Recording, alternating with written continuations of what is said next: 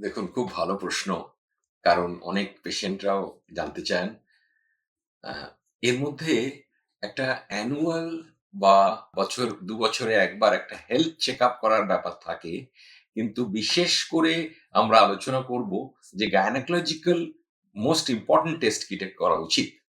সেটা হচ্ছে, আপনারা জানেন যে ক্যান্সার স্ক্রিনিং এই টেস্টটা খুব গুরুত্বপূর্ণ। কারণ ক্যান্সার এমন একটা রোগ যেটা যদি আর্লি আমরা ডায়াগনোজ করতে পারি, অনেকাংশে কিন্তু খুব ভালো ট্রিটমেন্ট রেজাল্টস দেয়। অনেক ক্ষেত্রে ক্যান্সার সেরেও যায়। কিন্তু সেটাকে ক্যান্সার হবার আগে প্রি ম্যালিগন্যান্ট স্টেজে ধরতে হবে। তবেই দেখা গেছে যে ক্যান্সার অব্দি আর গেল না, জিনিসটা ওখানেই মিটে গেল।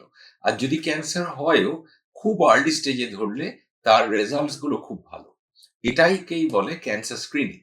এখন মেয়েদের ক্ষেত্রে কমনেস্ট ক্যান্সার হচ্ছে ইউট্রাসের ক্যান্সার, বিশেষ করে ইউট্রাসের নিচের অংশ, তাকে বলে সার্ভিক্স, সার্ভাইকাল ক্যান্সার। এটা আমাদের দেশে সবচেয়ে কমন। সেকেন্ড মোস্ট কমনেস্ট হচ্ছে ব্রেস্ট ক্যান্সার। এই সার্ভাইকাল ক্যান্সার কিন্তু স্ক্রিনিং করা হয় প্যাপ স্মিয়ার দিয়ে।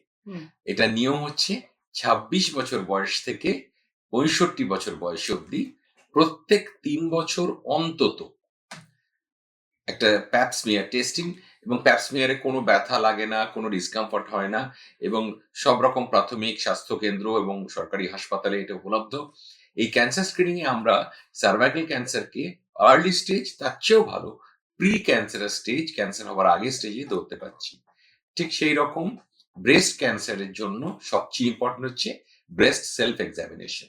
এটা কিন্তু ৩০-এর পর থেকে সবার মাসে একবার করে নিজেই ফিল করে দেখা যে সে কোনো লাম্প বা ডেলা কিছু শক্ত ভাব পাচ্ছে কিনা।